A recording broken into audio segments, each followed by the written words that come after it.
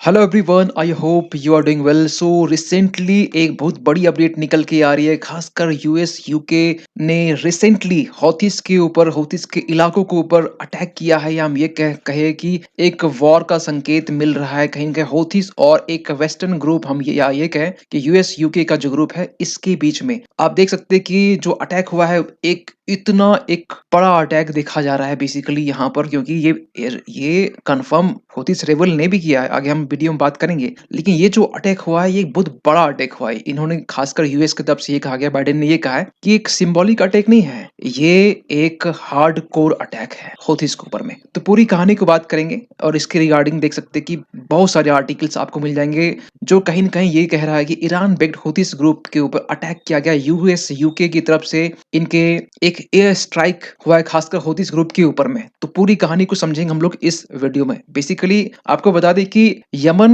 में खासकर जो सदर्न वाला पार्ट है, ये वाला जो इलाका है ना, ये हौथीस के कैप्चर में है। और यमन एक ऐसा देश है जहां पर हौथीस ग्रुप का दबदबा चलता है। और इन्होंने कुछ दिनों से, हम आप ये कहें कि नवंबर के टाइम से यहाँ पर जितने भी शिप यहाँ से गुजर रहे, चाहे वो कोई भी शिप हो, स्टार्टिंग में इनका टारगेट ही था कि इसराइल बाउंड जो शिप होगा उसके ऊपर अटैक किया जाएगा, उनको कैप्चर किया जाएगा। लेकिन बाद में ये हर एक शिप के ऊपर अटैक किया जा रहा था, जो कि रिसेंटली आपने देखा होगा कि चाहे हम इंडिया के ऊपर, जो इंडिया के शिप के ऊपर जो अटैक हुआ, चाहे हम MV साई बाबा की बात करें, या फिर हम गैलेक्सी लीडर की बात करें, या फिर इवन की जो अरेबियन ओशन में जो शिप के ऊपर अटैक हुआ था, ड्रोन अटैक, जो अभी तक ये सस्पेंस है कि किसने अटैक किया, ये कुछ पता नहीं है। और आपको बता दें कि इसके रिगार्डिंग हमने बहुत सारे लेक्चर बनाए हैं, आपको वो वीडियो के सारे लेक्चर्स आपको डिस्क्रिप्शन में मिल जाएंगे। लेकिन बात करते हैं कॉन्टेक्स्ट क्या है। कॉन्टेक्स्ट ये है कि यूएस और ब्रिटेन ने लॉन्च किया स्ट्राइक्स किसके अगेंस्ट में, तो हौथीस मूवमेंट के अगेंस्ट में। और ये फर्स्ट ऐसा कंट्री है जो ईरान बैक्ड जो ग्रुप है उसके ऊपर अटैक हुआ। ईरान बैक्ड ग्रुप में आपको बता दें कि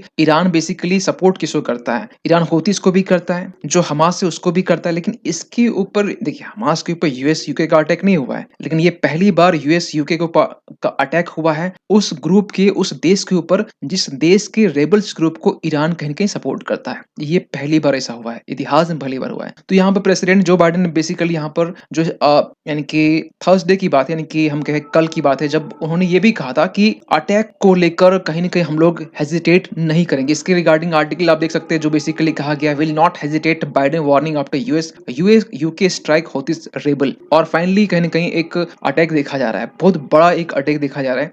तो यहाँ पर हौथीस ऑफिशियल जो है ना, उन्होंने भी कंफर्म किया है कि जो यहाँ पर अटैक हुआ है, जो अटैक हुआ है वो साना पे हुआ है, साना, सादा, धामर। ये जो बेसिकली एक रीजन है, जो सादा यहाँ पर आप देख सकते हैं, जो आप टॉप पोर्शन में आप यहाँ पर अगर आप साना देखेंगे तो बेसिकली कैपिटल हो गया, और धमार यहाँ पर हो गया। इसके अलावा जो अल हुदैदा जो है यहाँ पर, यह हम ये कहे, इस पोर्शन को हम ये कहेंगे हुदाय हुदैदा, बड़ा अजीब सा नाम है, गलत हो तो माफ कीजिएगा। तो यहाँ पर भी अटैक हुआ है, basically American Zionist British aggression यहाँ पर देखा गया है, और ये कंफर्म कर रहे हौथीस ऑफिशियल के तरफ से। ये जो ऑनगोइंग स्ट्राइक है, बेसिकली यह कहा जा रहा है कि एक मोस्ट ड्रामेटिक डेमोन्स्ट्रेशन है, मोस्ट ड्रामेटिक, जो कहीं ना कहीं इजराइल हमास हमास वॉर के बाद में मिडिल ईस्ट में ऐसा दूसरा ऐसा जो अटैक है वो देखा जा रहा है।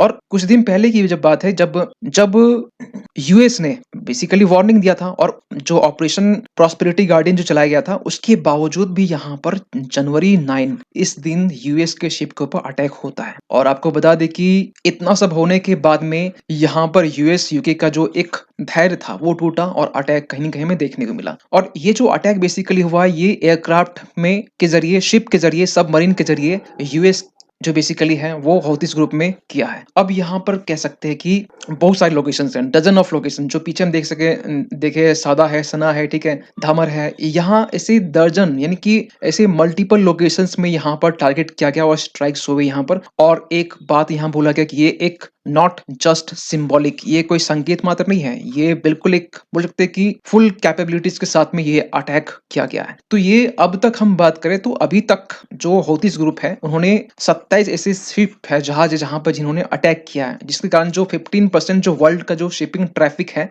वो कहीं ना कहीं अफ़ेक्ट हुआ है। हम बात करें कि यहाँ से जो बेसिकली जो डिस्टेंस है आप जो स्वेज कैनल से लेकर यहाँ यमन तक का, ये 2000 किलोमीटर के डिस्टेंस के आसपास में है और पूरे वर्ल्ड का जो 12% जो ट्रेड होता है ना, इस स्वेज कैनल से ही होता है। तो इसको लेकर यहाँ पर इम्पैक्ट देखने को मिला, खासकर ग्लोबल इकोनॉमी में इम्पैक्ट देखने को मिला, इवन कि ऑयल प्राइसेस को लेकर इम्पैक्ट देखने को मिला। इवन कि जो एक रूट है, जो देखिए यहाँ से अगर जो शिप नहीं गुजरेगी, तो बेसिकली जो कैप ऑफ गुड होप है, वहाँ से गुजरेगी, तो उससे क्या हो 350 जो नॉटिकल माइल्स है ये डिस्टेंस बढ़ जाता है। तो ये चीज़ें कहीं न कहीं यहाँ देखा गया है। सो यहाँ पर हौथीज़ ग्रुप चाह क्या रहा है? हौथीज़ ग्रुप का चाहना ये है कि देखिए जब स्टार्टिंग में एक वीडियो रिलीज़ किया गया था, जब शुरुआत में ये वीडियो कहीं न कहीं आप सभी ने देखा होगा। तो हौथीज़ ग्रुप का मानना ये है कि वो गाज़ा के में जो अटैक हो रहा है, गाज़ा से सबसे पहले हमदर्दी इनका, तो सबसे पहले ये चाह रहे हैं कि गाज़ा में अटैक ना हो इज़राइल। अटेंशन एक एक कहीं न कहीं पूरे वर्ल्ड का अटेंशन यहाँ लगाना चाह रहा है। दूसरी बात ये है कि जो जो इज़राइल बाउंड शिप है उसके ऊपर अटैक किया जाएगा। तो इन लोगों का 2 ही डिमांड है और दोनों डिमांड एक डिमांड से लिंक करता है जो इज़राइल में गाज़ा के ऊपर अटैक हो रहा है। इस पर पूरे वर्ल्ड का जो रिस्पॉन्स है वो अगर देखा जाए तो उसमें ऑस्ट्रेलिया, बहरीन, कनाडा आपको बता दें कि ऑपरेशन जो गार्डियन प्रॉस्पेरिटी था, उसमें अरब वर्ल्ड में ओनली बहरीन ऐसा देश है जो कहीं न कहीं इस ऑपरेशन में सपोर्ट किया।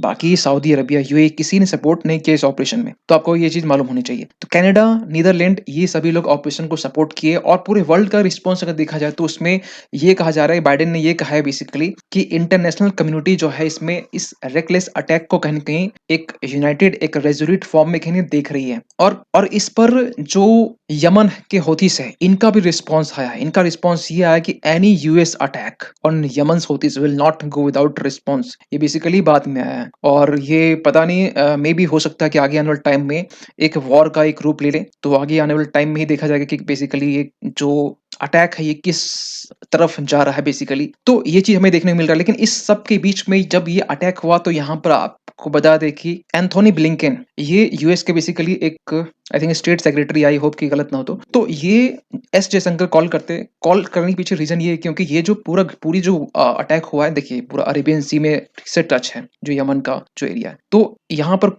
कॉल किया गया और कॉल करने के बाद में जो इन्फॉर्मेशन वो दी गई कि यूएस, यूके जो बेसिकली होती है इसके ऊपर अटैक किया गया है। इसके अलावा भी जो इज़राइल हमास कॉन्फ्लिक्ट इसको लेकर भी बात हुई। इवन कि जो एंथोनी ब्लिंकन है इन्होंने ये भी कहा कि यूक्रेन और रशिया को लेकर कि रशिया का अग्रेशन और भी देखा जा रहा है यूक्रेन के ऊपर में। तो इन सबको लेकर बात हुई लेकिन यहाँ पे एस जयशंकर यहाँ पर का रिप्लाई किस तरीके से आया वो चीज़ तो यहाँ पर कंप्लीटली नहीं है बाहर। लेकिन हाँ, इन सब मुद्दों पे यहाँ पे बात हुई है। तो आपका क्या मानना है इस पूरे मैटर को लेकर कि ये जो अटैक है कितना सही कितना गलत और अब दुनिया किस तरफ जा रही है? एक वॉर देखिए पूरी दुनिया जो है ना वॉर इज़राइल हमास वॉर चाहे रशिया यूक्रेन वॉर इवन कि वेनेजुएला गियाना का एक कहीं न कहीं कॉन्फ्लिक्ट देखने को मिल रहा है। चाइना साउथ चाइना सी में जो चाइना का एग्रेशन है वो हमें देखने को मिल रहा है। इवन कि हमारे पड़ोसी देश में भी बात करें तो बहुत सारे टेंशन्स क्रिएट हो रहे हैं। इसके बावजूद पूरा जो वर्ल्ड है ना ये नया-नया जो कॉन्फ्लिक्ट है, वॉर है अफोर्ड नहीं कर सकता है। तो इसमें आपका क्या मानना है? कीजिए कमेंट, मिलते हैं किसी अगली वीडियो में, तब तक के लिए थैंक यू सो मच।